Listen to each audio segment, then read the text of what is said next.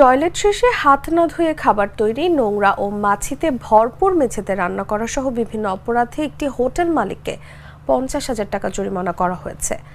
রবিবার দুপুরে চুয়াডাঙ্গা শহরের রেলবাজার এলাকায় অভিযান চালিয়ে জরিমানা করে জেলা টাস্কফোর্স কমিটি ও জাতীয় ভোক্তা অধিকার সংরক্ষণ অধিদপ্তর।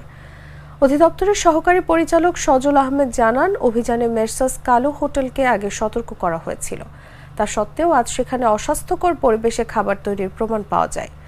হোটেলের স্যানিটারি লাইসেন্স না থাকা, কর্মচারীদের স্বাস্থ্য পরীক্ষার সনদ না থাকা এবং স্বাস্থ্যবিধি না মানা, নোংরা জিনিসের পাশে খাবার উন্মুক্ত অবস্থায় রাখা ছিল। এমনকি কর্মচারীরা টয়লেট শেষে হাত না ধুয়েই খাবার তৈরি করছিলেন।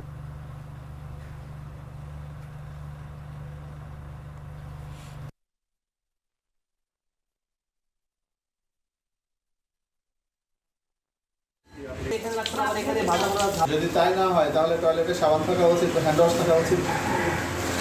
তা আপনার টয়লেটে তো সাবান হ্যান্ড ওয়াশ কিছু পাইলাম না। ওখানে ব্যাসিং আছে, এদের সাবান রেখে দেওয়ার কথা, সাবান রাখে না।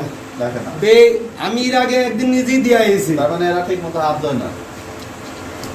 কথা আসতে এবং হচ্ছে ঠিক আছে, সঠিকভাবে বলে। এরা সঠিকভাবে হাত ধোয় না টয়লেট থেকে ফিরে, তাই তো? তাই তো বোঝা যাচ্ছে। আমার সাথে আছে হাইড্রোস্ট্যাটিক প্রেসার টেস্ট। আরে পাইপ তো ফ্যান্টাস্টিক। Impact test.